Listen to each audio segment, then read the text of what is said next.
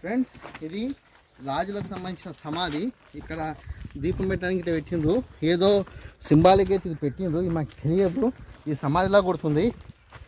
ఎవరు అత్యాశపరులు బొందలంగి తీసి పెడతలేరు, దువ్విండ్రు బంగారం ముంగరం ఉంటారని. వీళ్ళకి ఎత్త చెప్తారు మెత్తం తెలియదు. ఇలాంటి కక్కుతి నేల వల్ల మా చరిత్ర ఈ విధంగా అవుతుంది. ఇది సమాధులంగి తీసి పెట్టలేరు, ఆలయాలను తోమిండ్రు, సమాధులను తోముతుండ్రు, అన్నీ తోముతుండ్రు. ప్రస్తుతం ఇది రోడ్డు చూస్తే మనకు అర్థమవుతుంది. ఇది ఎందుకు ఇస్తుంది ఏం కథ అని మనం అబ్జర్వ్ చేస్తే కనుక దీపం పెట్టడానికి ఒక పెట్టగానే ఉంది, మనకు కొంచెం డిఫరెంట్ స్టైల్లో ఉంది.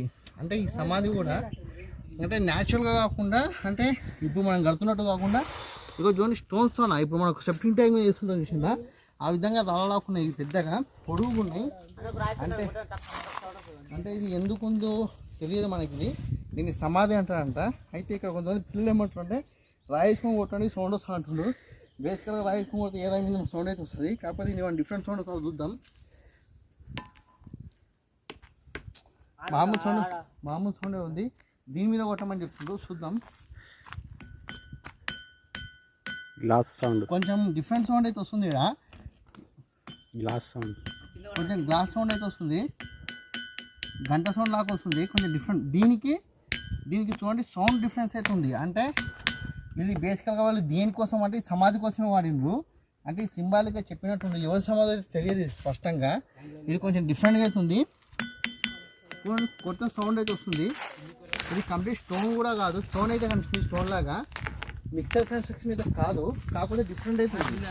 ఇది మన కిల్లా కన్స్ట్రక్షన్ మీద గుట్ట మీద ఉన్న సమాధి అంట, రాజు సమాధి అంట. ఏ రాజు సమాధి వచ్చినది? ఏ రాజు? రాజు దీని మీద కూర్చొని ఏడ్చిండా? ఏది రాజు కొరక? ఆ రాజు చచ్చిపోయినాకనా? అయితే రాజు యొక్క సమాధి ఇక్కడ ఉంది. రాజు చనిపోయిన తర్వాత రాజుని ఇక్కడ సమాధి చేసిన తర్వాత అక్కడ స్టోన్ ఉంది చూసిందా, ఈ స్టోన్ మీద కూర్చొని రాణి వేసిందని చెప్తుండ్రు. అంటే ఇవి చారిత్రక ఆధారాలు అయితే మనకు లేవు, కాకపోతే మనము కొన్ని కట్టుకథలు కావచ్చు, కొన్ని నిజము కావచ్చు. సమాధి అయితే మన కళ్ళెదురు కనిపిస్తుంది. చూడండి మనకు చాలా స్పష్టంగా కనిపిస్తుంది. అక్కడ ఉన్న మిడిల్ ఏరియానే కొంచెం డిఫరెంట్ ఉంది, రాయితో కూడా డిఫరెంట్ సౌండ్ అయితే వస్తుంది. అది డిఫరెంట్ రాయి. ఇది అది మేబీ ఇక్కడనే ఎక్కడో దొరికినట్టుంది. అది చూడడానికి కూడా రంగు, దాని ఒక విధానం కూడా కొంచెం డిఫరెంట్గా ఉంది. చూడండి ఫ్రెండ్స్, కోసం సమాధానం గిట్ట తవ్విండ్రు. మన కక్కుతి నాయలు ఈ విధంగా ఉండు, మన స్థానికులు కావచ్చు, వేరే వాళ్ళు కావచ్చు, గుప్త నీళ్ళ కోసమే తవ్వినట్టుండేది. సమాధానం గిట్టించి పెట్టట్లేదు. ఇంకా కొంచెం ముందుకెళ్తే గుండం ఉందంట. ఆ గుండం ఏముంది చూద్దాం. మనము లొకేషన్స్ డిఫరెంట్ ఉన్నాయి.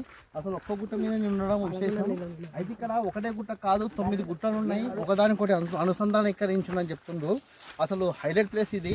అంటే ఎత్తులో ఉంది, కంప్లీట్ డిఫరెంట్గా ఉంది. అంటే సైనిక స్థావరంగా వాళ్ళకి చాలా బాగా యూజ్ అయినట్టుంది. అంటే అప్పటి కాలం రాజులు ఇక్కడ ఉండి ఇక్కడ స్టే చేస్తూ కింద ఉన్న ప్రజల్ని పరిపాలించినట్టుండ్రు.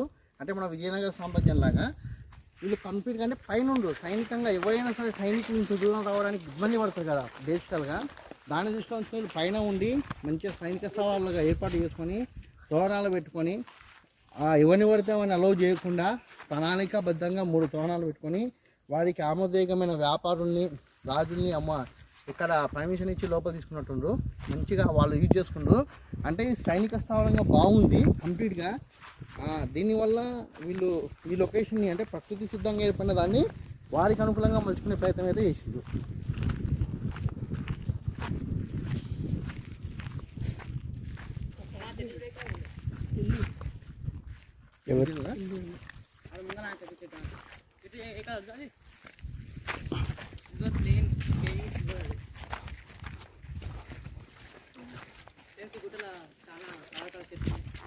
చూపిరా అని ఇట్లా ఇద్దరు రావాలి. ఇంకోటి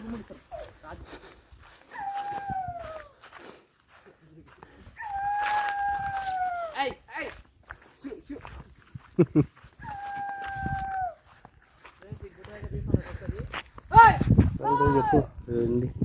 గుండమా? గుండం ఉందా?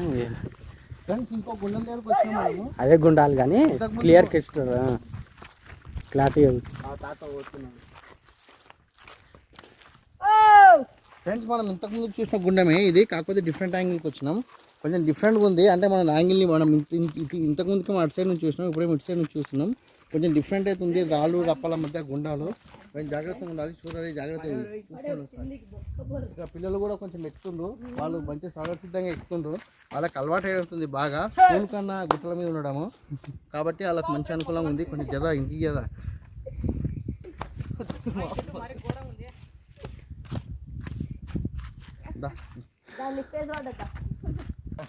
ఫ్రెండ్స్ ఇంకా కొంచెం ముందుకు వెళ్ళినాక రైట్ సైడ్ గుండం ఉంటుందంట, చూద్దాం మనము అది కూడా ఏ విధంగా ఉందో. ఇక్కడ రాళ్ళైతే కొంచెం డిఫరెంట్గా ఉన్నాయి. ఇక్కడ చూడండి మళ్ళీ ఆరో మనకు ఈ విధంగా మనకు ఇండికేషన్ చేస్తుండ్రు, అంటే పైకి ఉంది ఈ విధంగా చేయనట్టుంది. గాలి కూడా చాలా సన్నగా ఉంది, అంటే ఒక్కరిద్దరే రావచ్చు, 10 మంది నుంచి గుంపులు రావడానికి కాదు, అంటే టీం రావచ్చు, బట్ కాకపోతే రావడానికి ఒక్కరే నడవచ్చు ఆ విధంగా ఉంది. కాకపోతే రాళ్ళే కొంచెం ఇబ్బందికరంగా ఉంది.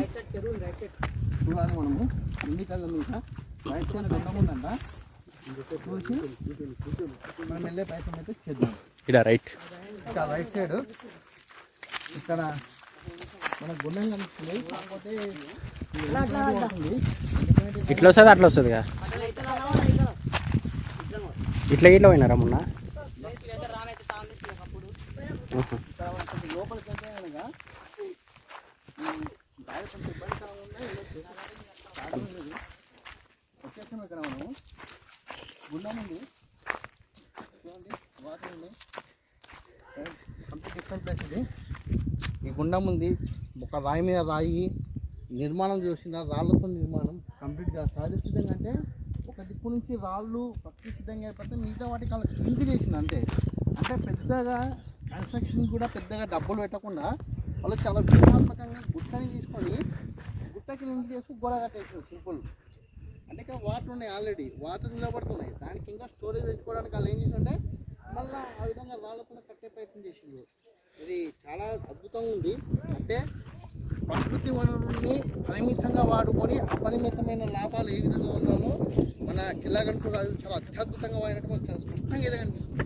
ఇది నిజంగా అద్భుతం, మామూలుగా అయితే లేదు. ఇది డిఫరెంట్ లొకేషన్ అసలు వనరాతీతం ట్రేకింగ్ అంటే ఇష్టం ఉన్న వాళ్ళు, బేసికల్గా నేచర్ని ఎంజాయ్ చేసే వాళ్ళు అయితే రండి, చూడండి, చాలా అద్భుతంగా అవుతుంది.